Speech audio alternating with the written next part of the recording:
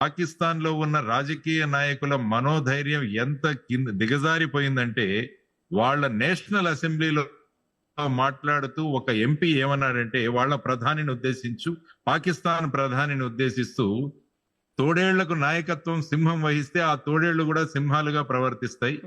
కానీ సింహాలకు నాయకత్వం ఒక తోడేలు వహిస్తే ఆ సింహాలు కూడా తోడేళ్లు లాగానే ప్రవర్తిస్తాయి. అది మీరు ఆ విధమైన నాయకత్వం మాకు ఇస్తున్నారని చెప్పి పాకిస్తాన్ ప్రధానమంత్రిని ఏకేశాడు ఆయన నేషనల్ అసెంబ్లీలో.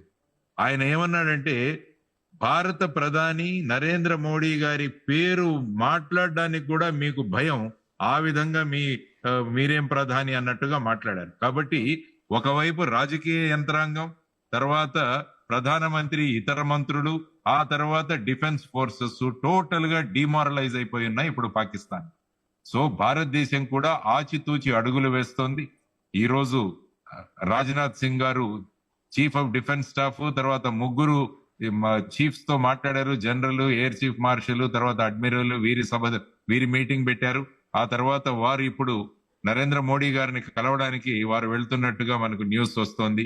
ఒకవైపు అమిత్ షా గారు అంతర్గతంగా భారతదేశంలో ఎటువంటి విధానాలు ఉండాలని వారు కూడా బిఎస్ఎఫ్, తర్వాత సిఐఎస్ఎఫ్, ఆ తర్వాత ఐటీబీపీ, తర్వాత వచ్చేసి ఎస్ఎస్బి, వీట్ల ముఖ్యులతో కూడా వారి ప్రముఖులతో కూడా వారు చర్చ పెడుతున్నారు. అంటే భారతదేశ సన్నద్ధత ఏ విధంగా ఉంది, అదే విధంగా టెరిటోరియల్ ఆర్మీ ఏదైతే మన దగ్గర ఉంటుందో దాన్ని కూడా డిప్లాయ్ చేయడానికి చీఫ్ ఆఫ్ ఆర్మీకి అధికారాలు ఇవ్వడం జరిగింది.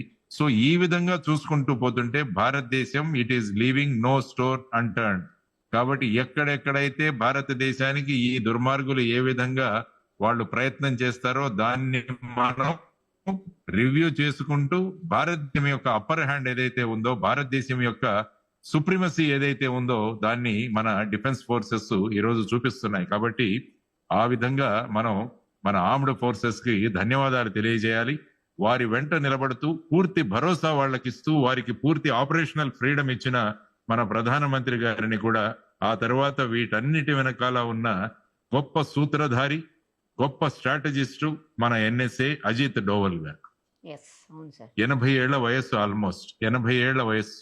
ఆ వయస్సులో కూడా ఎంత క్షుణ్ణంగా శత్రువును గమనించి వారిని ఏ విధంగా దెబ్బతీయాలి అన్న అద్భుతమైన ప్రణాళిక రచన చేసే అజిత్ డోవల్ గారికి కూడా మొత్తం భారతదేశం ఆయనకు salute. You should salute Ajit Doval garu అన్నది మనం భారతదేశం అంటే ఏంటి అన్నది మనం చూపిస్తున్నాము.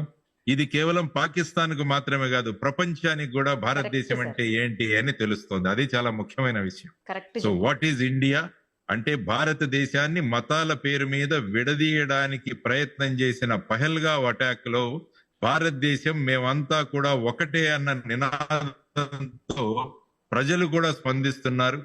ఆ విధంగా మన ఆర్మ్డ్ ఫోర్సెస్, మన ప్రధానమంత్రి గారు, మిగతా మంత్రులు వీరందరూ కూడా బ్రహ్మాండంగా మనం ముందుకు వెళుతున్నాం. మన ఎక్స్టర్నల్ అఫైర్స్ మినిస్టర్ జయశంకర్ గారు, తర్వాత ఫైనాన్స్ మినిస్టర్ నిర్మలా సీతారామన్ గారు కూడా వారి పరిధిలో ఏ విధంగా పాకిస్తాన్ ని ఒక ఉగ్రవాద దేశంగా ప్రొజెక్ట్ చేయడంలో జయశంకర్ గారు కృతకృతులయ్యారు. అదే విధంగా పాకిస్తాన్ మీద ఆర్థిక పరంగా ఎలాంటి నిర్బంధనలు పెట్టాలని నిర్మలా సీతారామన్ గారు కూడా వారు ముందుకు వెళుతున్నారు. ఇది టీం వర్క్ అంటే.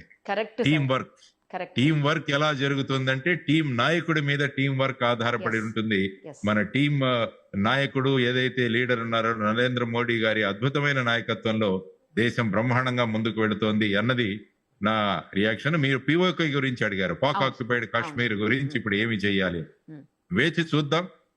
ఖచ్చితంగా అంతర్గతంగానే పిఓకేలో ఒక సివిల్ వార్ రాబోతుంది. ఎందుకంటే వీరి ప్రవర్తన ఇది చూసి అక్కడ పిఓకేలో ఉన్న ప్రజలు, అక్కడ ఉన్న ఉగ్రవాదుల భయానికి వాళ్ళు ఏమీ మాట్లాడడం లేదు. కానీ ఈ ఉగ్రవాదులను ఏరి పడేస్తే వారి గొంతుకలు బయటకు వస్తాయి. వారంతకు వారే మేము పాకిస్తాన్ లో ఉండం, భారతదేశంలో మమ్మల్ని కలుపుకోండి అని వచ్చే రోజు మనం త్వరలోనే ఉంది. ఎగ్జాక్ట్లీ సార్, కరెక్ట్ చెప్పారు.